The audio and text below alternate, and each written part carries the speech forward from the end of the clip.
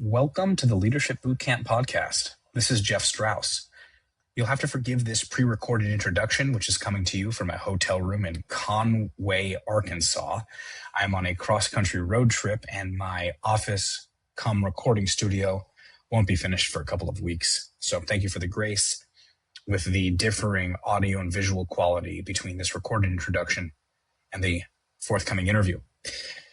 My guest today is Robert Potter. Robert is the CEO of IT asset management company Oomnitza, and he has an extensive background in leadership with a career spanning more than 2 decades at preeminent security companies, including RSA, Symantec, FireEye, Mandiant, and as a venture capitalist, investing in companies that create disruptive, transformational technologies that reduce security risk.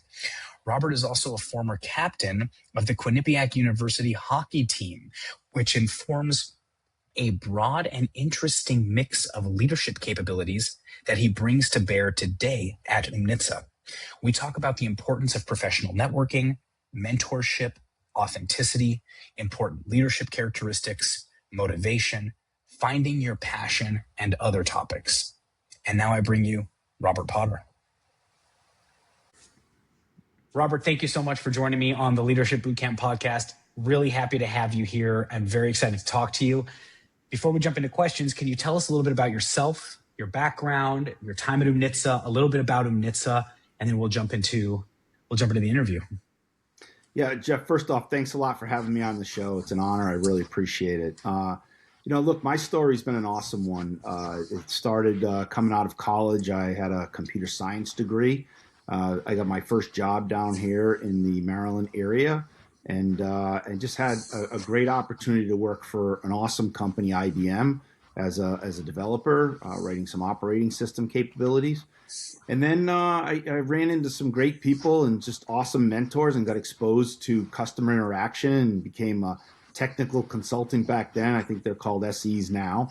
And then I got introduced to sales, and through that part of my career, again, had some great mentors, some great coaches. I was a part of a team of people that just embraced having an engineer come in and start. And then I ran into a guy, Art Coviello, at RSA, and was given my first opportunity into leadership. And then it just kept expanding from there. And I've had the opportunity to work for some awesome companies, Landcope, which was acquired by Cisco, and Symantec after that, and had the opportunity to do a startup with a fantastic set of co-founders, Chris Key and Ben Chancharusso. And we were acquired by FireEye, which later became Mandiant, and then was acquired by Google. And then I was honored to be asked to become a part of Sin Ventures with Art Coviello and Jay Leak. And then that led to the opportunity to become the CEO of Oomnitza. So it's been a very fortunate, fabulous career that has really allowed me to meet some fantastic people and really work with some great teams. Well, you have a very amiable and approachable manner about you. And I've seen some of your recorded talks where you're up on stage and how naturally that comes to you. And it's clear that you're a very natural speaker. Did you find the transition from going from like a developer, which is normally not necessarily customer facing, doesn't require as much charisma, let's say, to being in front of clients and having to, do like an outbound job? Yeah. Did you find that transition to be difficult, or was that an easy transition for you? No, I think in hindsight, it was very natural. The hard part, I think, was all those years that I sat in an office by myself writing code. I don't think I really understood what I was missing for those 10 years. But I think that you choose the path from an education perspective, based on what you think you're good at. And for me, I was really good at math and really good at cognitive thinking and programming.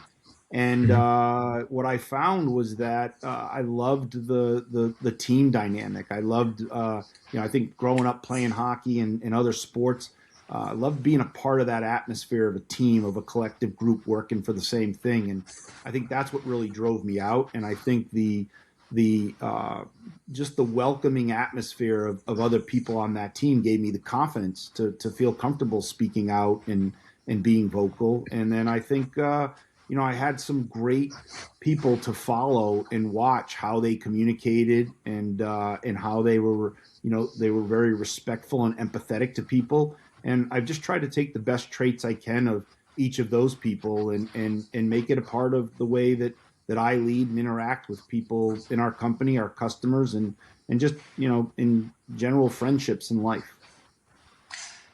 How do you suggest people who are in a phase of their career where they may not necessarily know what it is that they're good at, right? You seem to have a clear idea of what you're good at. What about people who don't necessarily have as clear of an idea? How do you encourage them, or how do you, what kind of advice can you provide those people to help them identify what it is they're good at? Yeah. I think the first thing is it's okay not to know what you want to do. I think a lot of people, I work a lot with young people, including my two daughters. And I think the one thing that I try to communicate to them is it's okay not to know what you want to do. And I remind people when I'm chatting with them that when I went to college to become a vet. I wanted to be a veterinarian. And after 1 year of that and working a summer with a vet, I was like, nope, I do not want to do this. And, it gave me the opportunity. I had a great advisor at Quinnipiac University. And he talked to me about the things that I liked. And so when I talk to young people, and even people that are in the middle of their career, I think the first thing you have to do is really figure out what's important to you. And, for me, family was always number one. And any decision I made was always around what impact will that have to my family. And I think from there, integrity was a big part of it. And that's not just integrity in the people you're working with, but the product you represent and the benefit you're bringing to a customer. And then I think from there, you really got to think about, can you be passionate about what you're doing? I think people who get caught up in jobs and they're not excited when they wake up in the morning, or they're not excited to go do what it is that they have to do for 8 hours. I think that's a terrible story. Like, you've got to go figure out, how do you find that passion that aligns with the integrity of presenting something to a customer where they can get value, and that aligns back to your family. And then I think the last two pieces, which in many cases are tied to each other, but they're certainly the last two for me, are what is it that your career path can get out of this decision to go down this path. And then the last one, for me, it's money. I mean, if all those other four can be met, I don't mind being out there, being paid for doing all those things. And if you're fortunate enough to find all five of those, I think that's fantastic. But I think the first step is really understanding that it's okay not to know what you want to do, but you do have to put some effort into understanding what's important to you in terms of making that decision. Yeah, that is great advice. I have found myself leaving companies in the past when my personal values have diverged from the values of the company. I think that's a really important aspect.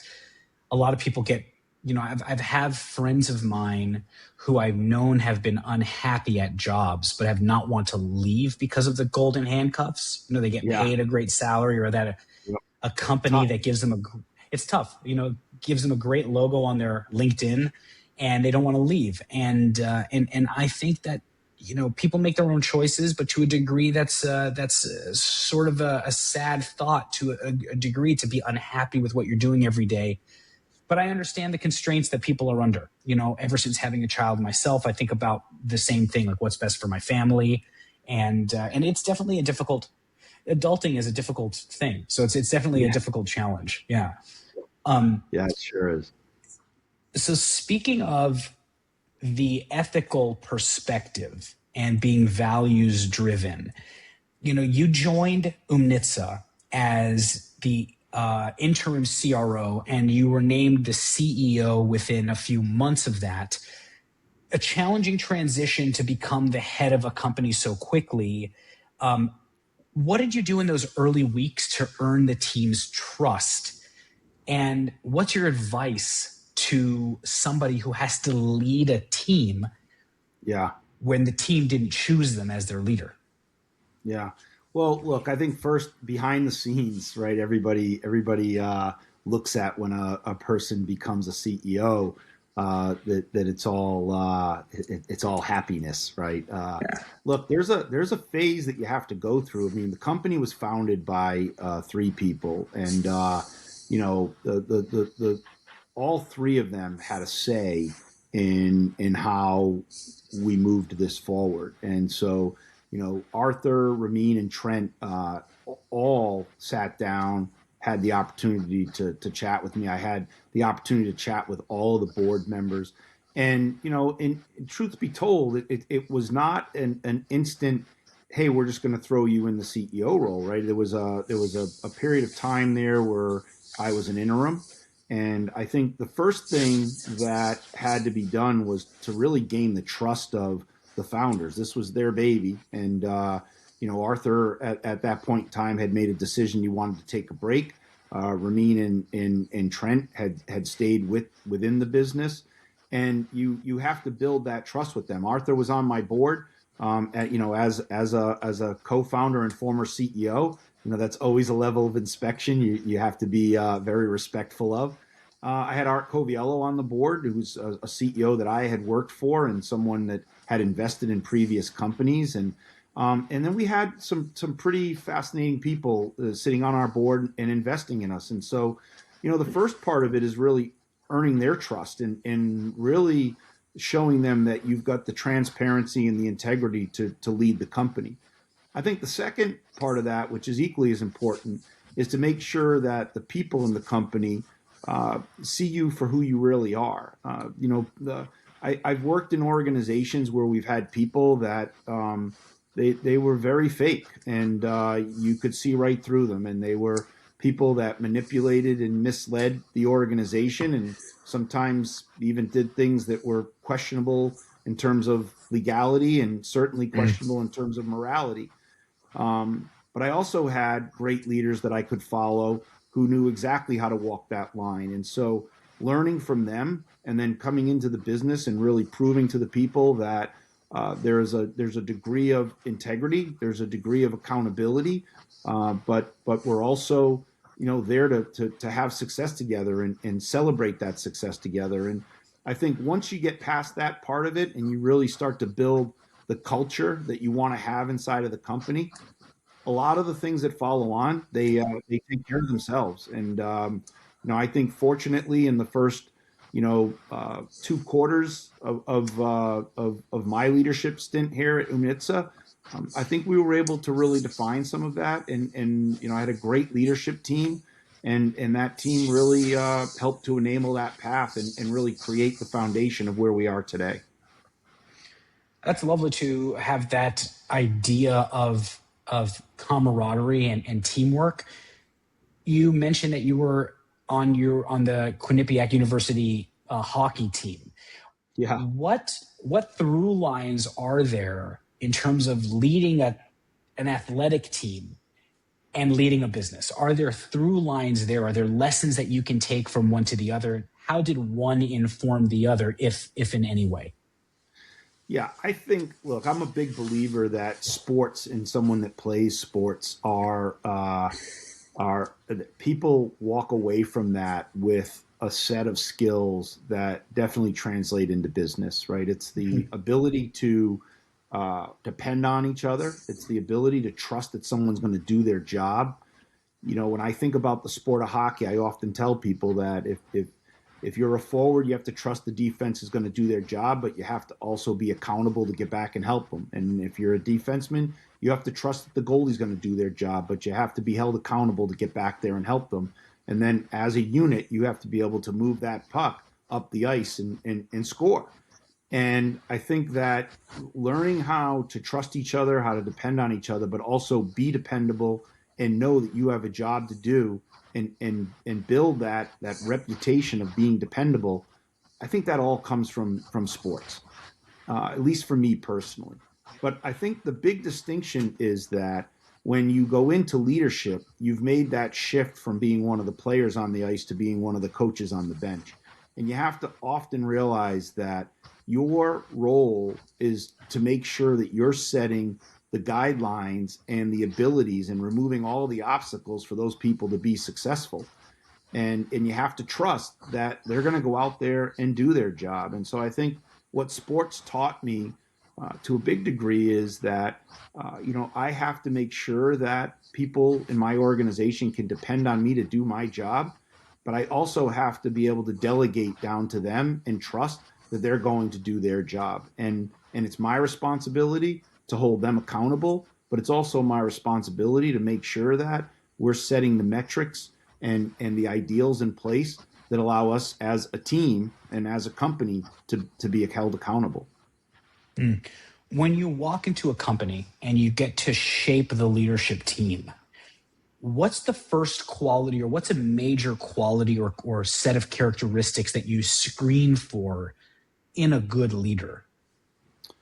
Yeah, so I think there's two ways that happens. I've been in organizations where I've walked in and I have a team and I want that team to be successful. And then there's times when you walk into an organization and you've got to make some replacements in that team. I think one of the, I'll say, probably most enjoyable moments in my career was when I had an opportunity to become a leader at Symantec.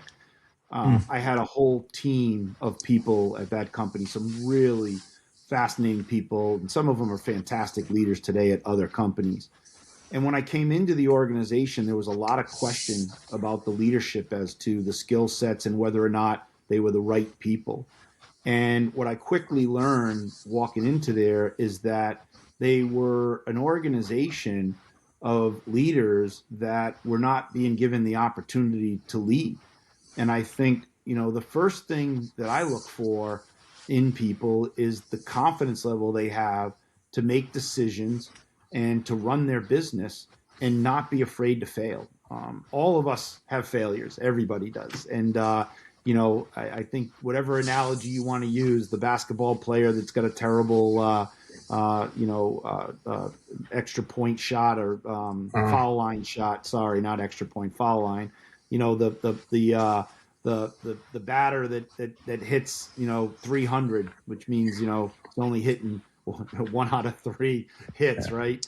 I think whatever analogy you want to use, the fact remains, people that are afraid to fail or people that have a fear of what the outcome of failure is going to be typically don't succeed. And those that have the confidence that their leadership is going to support them regardless of the direction that goes in, and they know that they're going to have the opportunity to fail, learn from that, and then go forward and do it differently, those are the people that are going to have success. And so for me, I immediately look for the people that have the courage to speak up, that have the courage to voice their opinion, that have the courage to have a different opinion, and have the courage, quite frankly, to be wrong and know that that we'll have an opportunity to go correct ourselves moving forward. Do you think that you are able to identify a capable leader who may not have all of those skills yet? Because I think a lot of those skills are learnable skills, right? You don't necessarily have them innately. Is it possible to identify a capable future leader who may lack some of those things? I believe there is. I will tell you that the first thing I do in any organization that I go into is I will ask people to give me an overview of their business. So a QBR, a business review, however you want to define it. And I'm always intrigued that every time that I do that, immediately I get requests for, hey, what's the format you want? What's the template you want? Do you have an agenda? And, I don't respond to those. And in many cases, it really frustrates people that's going on. But the reason why I do that is because you cannot see where the gaps are in a person's ability to run their business and their leadership qualities unless you actually see them in their own element. And so if I give you a template, I don't care what your skills are. If I give you a template with a set of questions, you can answer them, and you probably can actually make it look pretty good. And in today's day and age, you could probably sit down with Claude or OpenAI, and you could put probably a pretty good business case, going forward. I think when you're put on the spot to present, your business, the way you run it, what you think is important, I think it really exposes where people have gaps and strengths. And I think in that process, often it's pretty easy to identify where people are, in that maturity curve of their leadership skills. And I also think in some cases it's easy to identify where are people actually going to be able to make that leap and mature as a leader, and where are people really going to struggle. I will tell you though, like when I'm looking at new people, probably the most important question I ask somebody in the interview process is, have they ever fired somebody? And what does that process look like? And I often am amazed at how many people will minimize that most critical moment in leadership where they have to tell someone that they've lost their job. Because, when I think about that, I think about, what kind of accountability and ownership do you take on when you have to do that? And then more importantly, what's the empathy that you have that person has to leave your office, go home, and communicate to their family that they just lost their job? And I can tell you many times I've had people in my office that when they go through the interview process, they do a fantastic job, and they get to that question and they think that the right answer is to say, oh, I have no problem firing people. If they're not doing their job, they're going to be fired. And that's just not the kind of leader that I want on my team. And so, I think when you think about your question, quickly, the people that demonstrate empathy, the people that demonstrate a human side, and the people that are not afraid to communicate how they run their business and do that in a way where they're confident that even if someone else's opinion is different, that they have that confidence that they're doing what's best for the business. And I think in that scenario, those are the people that mature pretty quickly in their leadership style. Your response makes me think a few things. It is a very thoughtful response. And the first thing that came to mind for me to ask you was, do you have any sort of reflection practice that you use? Do you ever reflect on your own work, reflect on how you've done things? And if so, how does that inform your leadership style? And the reason I ask is because I have a very similar thought as you do when it comes to firing people from work. I've had to do it. I've been in the unfortunate position of having to do that more than once. And I approach the event in a very similar way. When I reflect on it, I put myself into the shoes of the other individual and think, okay, if I were standing on the other side of this table, I have to go home and I have to tell my wife that this happened to me today. It's going to be a real shock to my system. I don't know what it's going to feel like waking up tomorrow morning. It's going to feel like the whole world is over. I don't know what I'm going to do. Work is a big part of my identity. And it can be a very jarring experience. But the way that I wind up getting to that place is by reflecting on that and thinking about that very deeply.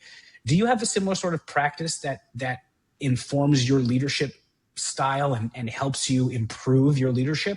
Or do you have a different mechanism for developing your empathy and seeing through those things? Yeah. So great question. And I think an important question for anyone thinking of going into leadership. First off, the answer is yes. maybe sometimes harp on too much thinking about these types of events. And it's not just firing. It's, the way that I promote people, the way that I recognize people, the way that people get disciplined. Certainly when you think about the role that HR has as a business partner for any leader, right? Those are certainly people that you have the opportunity to reflect with. I think about it like this. You have to have kind of a core direction. You have to be thinking about how do you want to operate as a professional and frankly, as a human being. And that can be a level of arrogance. That can be a level of conceit. That can be a level of dishonesty. I've made a decision in my career that I find significant reward in watching others achieve more than they thought they could. And so I spend a lot of time reflecting when I look at people as to where do they think they are and where do I think they could be and how do I encourage them to get there. And so for me, a lot of reflection goes into, how do I drive things for the betterment of the individual and the team. I also think that from a coaching perspective, you have to reflect on what's the message between how you're running the business and how you're coaching people to someday run that business, because they're very different, right? Being in a position to make decisions and run a company, and also being in a position to mentor people so that they can gain that knowledge and the qualities that someday they'll mature to. Those are two different paths, and you have to sit and consciously reflect sometimes on, how are you going to make sure that you're thinking about both running the business and then also mentoring the next generation that will hopefully step in and run that business after your stint. And that's a great segue. I am also a huge proponent in mentorship relationships. I think they are extremely undervalued and they're underutilized, and I don't think enough companies have mentoring programs. What is your view on the importance of mentorship to leadership development? Is there a mentorship program at Oomnitza? But what is your general view on the importance of mentorship, finding a mentor? And I know you have a very interesting outlook on this because you have a sort of a layered mentorship sort of approach, which I'd love to hear you talk about. Yeah. So first off, my career would not be where it is today if I didn't have the mentors that I have. And, those mentors come in a lot of different forms. It's some of the probably best CEOs in the business, some of the best friendships in IT security, their customers. Look, my philosophy is this. First off, if you're a person and you haven't really thought about mentorship, you're already behind. You've got to be doing it. And I often coach people to think about it from a layered approach. And what I mean by that, when I say it, is that you should have a mentor that is at your level, but should not be in your company. And I say that because most of the time you want someone that's got a similar perspective to you. But what you're going to find yourself doing 99% of the time is probably starting off with venting with that person and then getting to a point where you're actually finding growth in your current role and your current position. I think you also need to have a mentor, again, outside of your company, that is a level above you.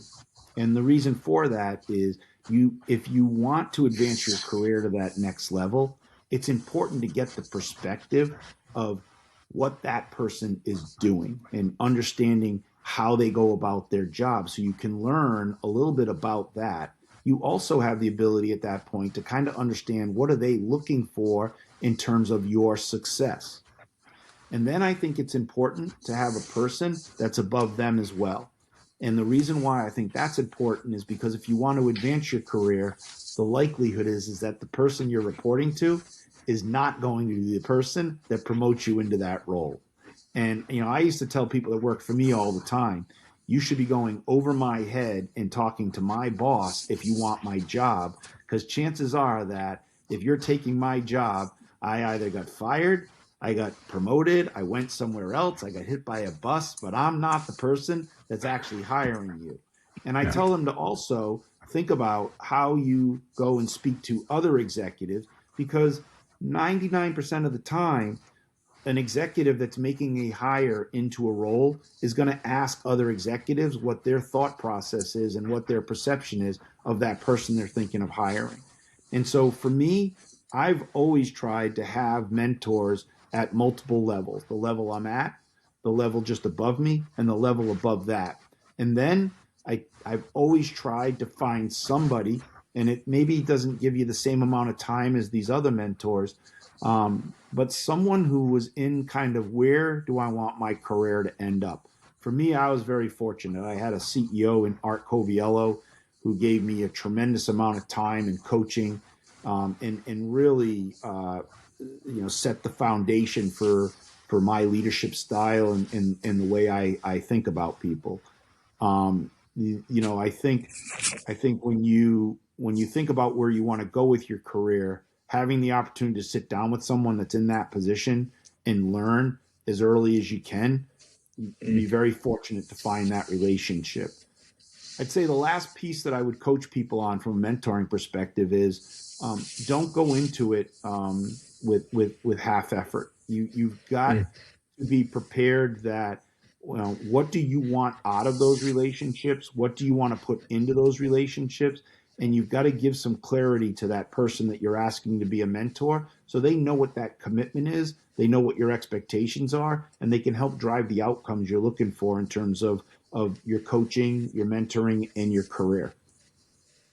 I love, love, love that pro tip of, I'm not going to be the person hiring you into this job, so go to the person above me.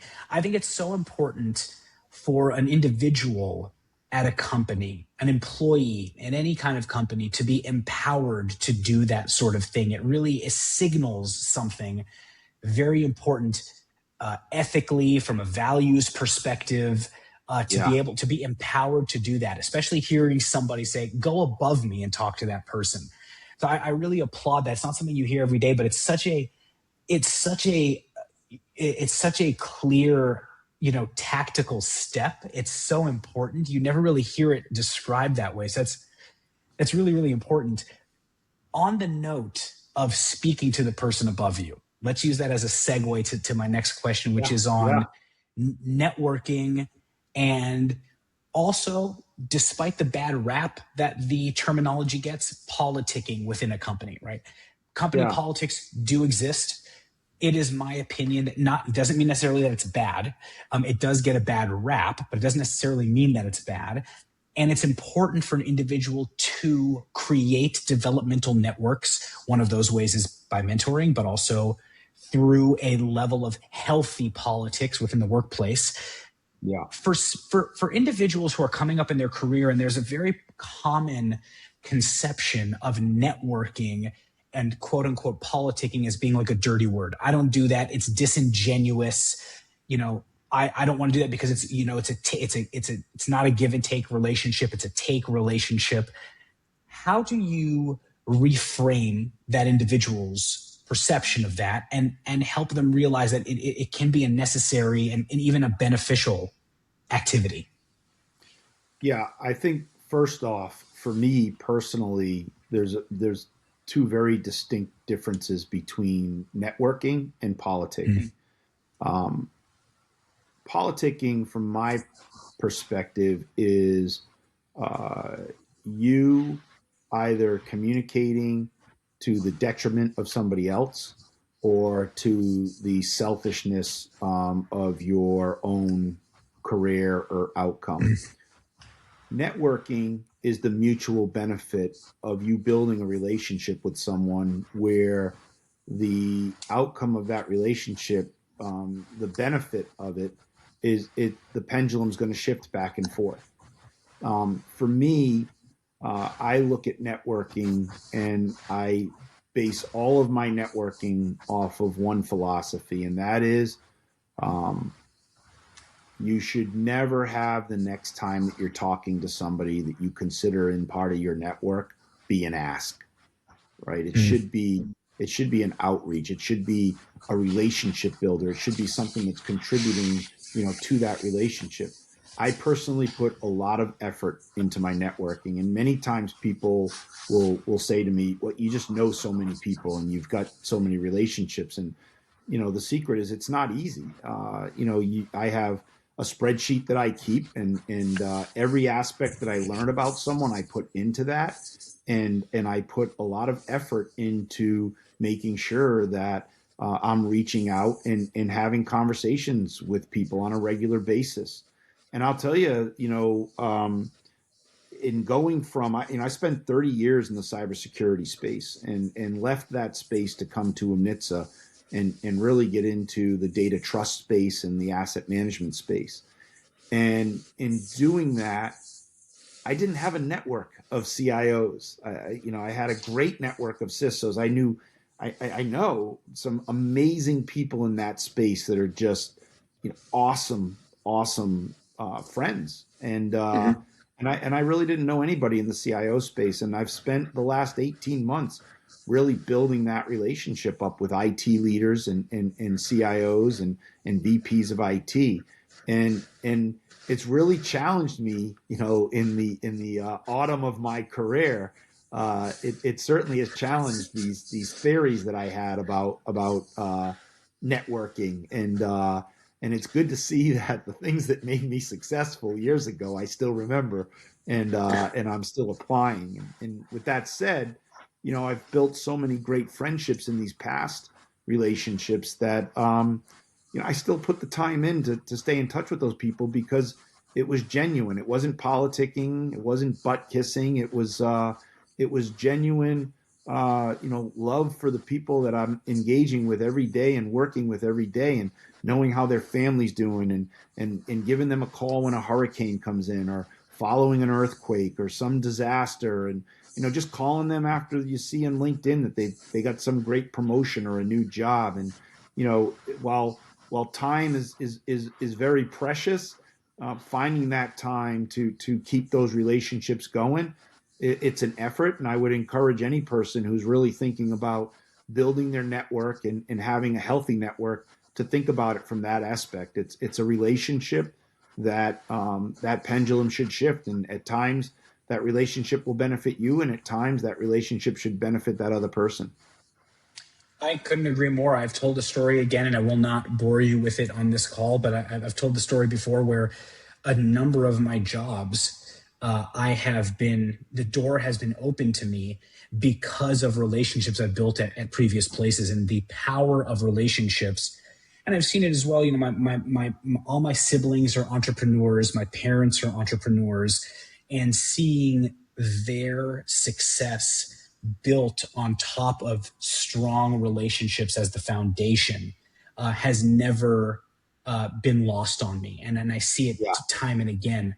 And so I totally agree with you. It's so important to build those relationships. And like you said, it's not always a take. It should be, it's a give and take situation. You should really be looking to give more than you take. It's much more fulfilling. So. Yeah, I think it's most important thing when you think about that stuff. It's critical. Yeah. I definitely agree. You mentioned transitioning from the cybersecurity space into the asset management space. And now Oomnitza itself as a company is shifting vision slightly into more enterprise technology management. So speaking of setting a vision and a mission and rallying the troops to, you mentioned earlier, rallying the team to achieve a common goal. How did you get your own engineers, your salespeople, your customers to believe and buy into that shifting proposition? For a long time, Ramin and I, one of the co-founders, have known each other for a very long time. And we finally got the opportunity to work together here at my current job. And Oomnitza has been what it is and has been building the capability of what it is for such a long time, shifting the vision could be a challenge. How do you approach that challenge and bring people along for the journey? Yeah, so I think first of all, if you're believing your own hype, you're making a mistake, right? I think when I came into the company, I think one of the things that our company was facing was that we were not listening to our customers. We were hearing our customers, and we were shaping the direction of where the product needed to go. But if you go back into 2023 and 2024 and you look at our roadmap, a lot of our roadmap was really the idea and the engineering of our company, and it was not our customers. And when I came into the company, the first thing that I did was look, anytime you come into a company, you have a little bit of a level of arrogance and a little bit of a level of overconfidence. And thankfully for me, I immediately had the opportunity to sit down with a couple of CIOs and quickly realize that in the world of cybersecurity, your vision is very narrow. It's an important narrow lane, okay, but it's narrow, and that is that you are constantly looking at operationally active devices. And what I learned quickly is that the difference, now having this position, I'll probably get killed for this statement, but the difference between a CIO and a CISO is that a CIO is looking at the entire life cycle of an asset. And there are aspects of that they are accountable to share to the CISO. And the CISO is extremely accountable for making sure that the operationally active devices are behaving properly and are not exposing the company to risk. And then the two of them combined are really building what that financial and security and governance posture looks like for the organization. What I learned is that many products out there that are trying to communicate what the visibility of an asset looks like are challenged because they weren't designed for it. Like if you think about products that their basis is a CMDB, those were systems that were designed for collection to support a ticket-based application. And that ticket-based application really was user initiated or event initiated, and it's very well defined what its task is supposed to do. And what quickly happened was companies decided that, hey, not only do I have to solve this problem and address this ticket, I've got to understand the actual ecosystem of the assets and the inventory that I have across hardware, software, and cloud. But the systems weren't designed for that.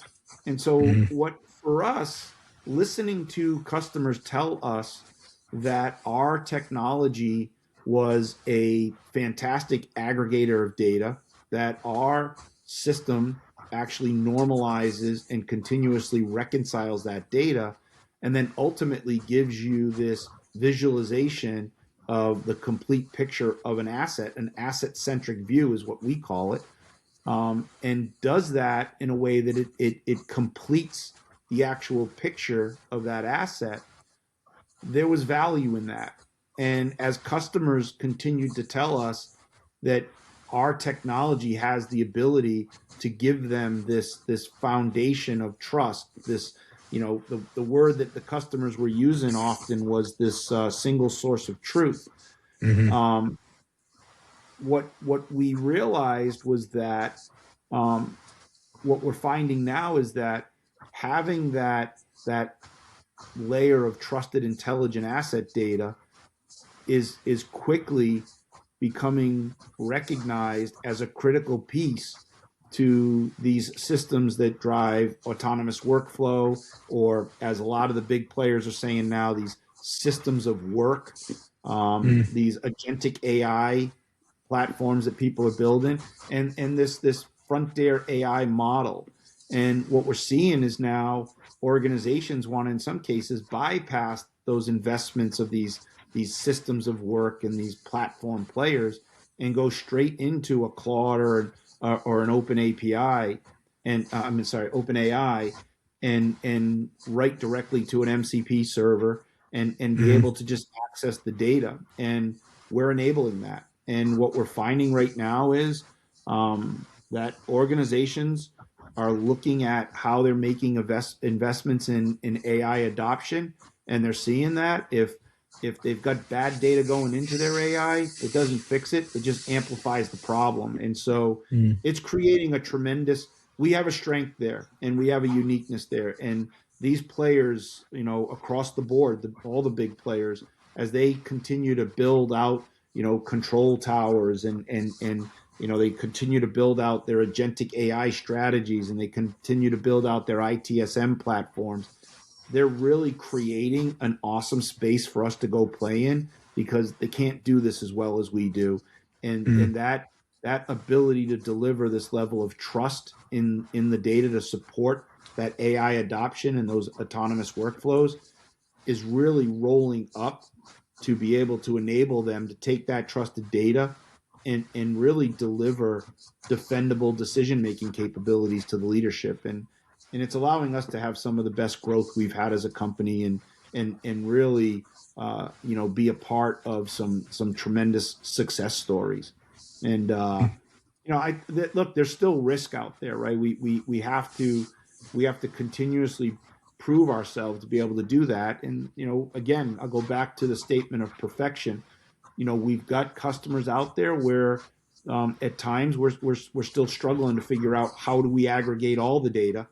But I think, what any of our customers would tell you is that using our system has definitely up-leveled the trust they have in a CMDB from the 40-50% range up into the 92 to 98% range. I can attest to that myself. Yeah. You mentioned at the very beginning, you noticed when you came in as a CEO and you started looking at the company's roadmaps, that the roadmaps were focused on more of building of roadmapping the company's development rather than the need of the customer. Yeah. Let me ask you this. I've always been fascinated by seeing a CEO come into a role, particularly after there's been a long-time CEO in the role, and making very fast but very powerful adjustments in the business. And, you can't have hindsight bias. You have to be cautious. You have to check your biases. You can't say, well, the other CEO should have known. The new CEO comes in and makes all these changes. Not fair to gauge somebody in that way. My question to you is, what did you see different than let's say a former CEO or another leader would have seen, or how did you approach that enabled you to see that vision? Is there a particular characteristic? What innate trait do you have? Is it something that you learned to look for? But you came in, you saw the direction, you made a change, you called out this very important, this red flag. How did you do that? Look, I'd like to tell you it's some masterful thing where I'm, a savant above other people. But I think the reality is it goes back to the comment you made before. You kind of take a step back and you reflect, right? Look, I've had success in my career, if you want to call it that, because I listen to our customers and I listen to our people. And I'm smart enough to know that I don't have all the answers, and I'm confident enough to know that when I hear enough input, I can make a decision. And if that decision's wrong, we'll adjust, right? It's it's like sailing a boat. You're constantly moving that sail. You can't just lock it in and go, right? The wind's going to shift, the boat's going to shift, the waters are going to shift, and you constantly, you have to be really watching it, and you have to be ready to react. I will say this. I think some advice that I got a long time ago was that, a good CEO has two of three qualities. The three qualities are that you need to understand what your product does, and to a capacity where you have the ability to give that sales pitch and present your capability. Every CEO that I've worked for that was a fantastic CEO knew how to communicate the value of the product they represented as a CEO. I think the second quality is to be a technologist, which means that you understand how you're building that product and how you're making that product and how that product actually works. So I understand how we're building it, how it works. I understand the value proposition it creates, and I can communicate that value proposition. The third one is to understand finance. And the person that told me this laughed and said, look, if you want to be a successful CEO, make sure you understand your product and can sell it. Make sure you understand how it's built so you can't be lied to, and go hire a really good CFO. And so for me, I'm very fortunate. I got a great CFO. I think I've proven in my career that I don't sell product to people. I partner with people, and if my product can deliver value to them, we figure out how to make that happen. And I've always had a passion around technology and tried to stay sharp on that, and tried to make sure that I could always add value, or at least sound credible when talking about the solutions I represent. And I think those qualities have put me in a position that when I came into this company, I could quickly articulate where is our differentiation. Like, technology companies, they sell on differentiation. I would argue all products sell on differentiation. And so understanding that differentiation, understanding whether or not it's real or not, and understanding whether it actually has value versus perceived value, those were all things that put me in a position to really push the organization to think differently about how we were approaching this, and really go and enhance things like customer advisory boards and product exchanges and partnerships in development, and our early access program, and all these types of things. And by the way, those aren't all things that I came up with or I built, but I'd like to think that I helped create the environment that allowed people to challenge themselves to come up with those, and come up with a way that we were going to go execute them to make our customers successful. You may have just answered this question with those three pieces of advice that you were given, but have you ever been given a piece of advice that remains with you to this day, that informs or has had a measurable impact on your performance as a leader? Or was that it? Yeah. As funny as it's going to sound, don't screw this up. Nice. Great advice. Yeah. Great advice. It's some of the best advice I ever got. Listen, I think, there were two bits of advice that I got in my career that really stick with me. One was early in my leadership maturity, I had a real problem with delegating, and I really I wouldn't let things go. And I had a leader, Brian Nayland at the time. He was at RSA, and I remember the call to this day. I can tell you exactly where I was sitting. And he said, the reason you're going to fail as a leader is because you think you're the only person that can make you successful. And that really hit home, because it went against everything that I learned in sports, right? As a teammate, you win together, and you have to go back to what I said before. You have to trust that your teammates are going to do their job, and they have to be able to trust and rely on you to do yours. And yet when I got into leadership, I wasn't doing that, and I was micromanaging, and I was getting involved in things that I didn't need to get involved in. That was tremendous advice, and it woke me up and really changed the trajectory of my career. Mm-hmm. I think the second bit of advice I got was definitely from Art Coviello in my career, where he said you spend too much time thinking about something before you do something. And you can get paralysis from analysis, and you have to be actionable. And so I think what my career has taught me is, again, you've got to delegate and trust people will do their job, and you've got to encourage people to be actionable. They've got to make a decision. They've got to do something. And look, I remember reading the tenets of Jeff Bezos, and the one that stuck with me was, trust your gut, and if you've looked at all the data and it makes sense, make the decision that your gut tells you to make.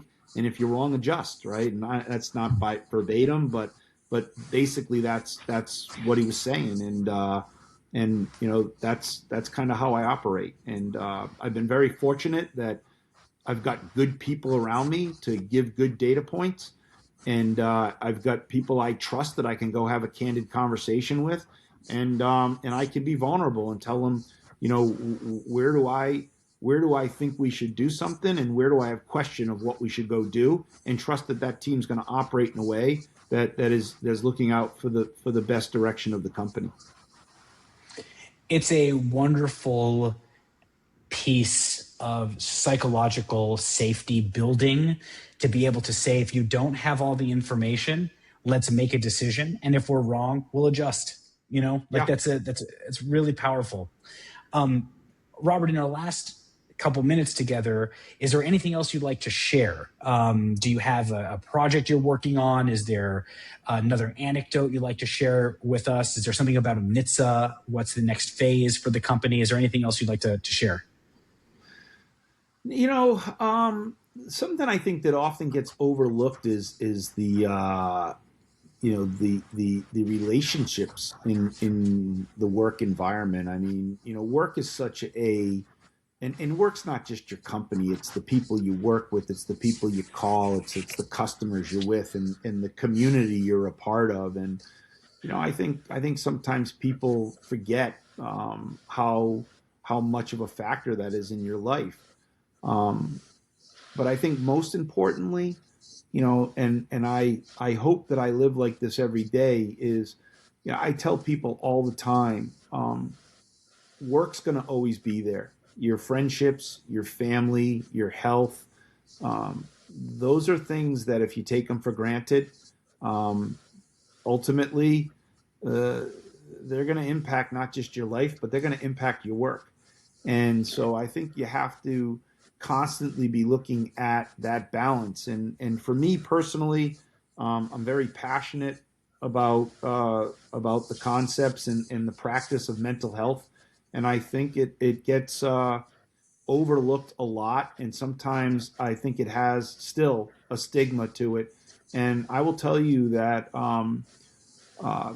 I take that very seriously with my employees, in reflection for myself, with my children, my wife, and family. And I would encourage people that if you don't have a process by making sure that you've got the right balance and that your mental health is intact, figure that out, because ultimately that will impact so many things that will really limit your ability to be successful, not just in the working world, but in your personal world as well. And so, my closing thought would be that of all the things we talked about, I think having the right mindset, knowing that you're healthy and knowing that it's okay not to be okay, and how you leverage your friendships and the relationships you have, that's probably the most important thing you could hopefully take away from today. Well, Robert, on that note, thank you so much for being on the podcast. It's been a real education. Awesome. I'm glad. I look forward to the next time we get to talk. Thank you again so much. Yeah, me too as well. Thank you so much.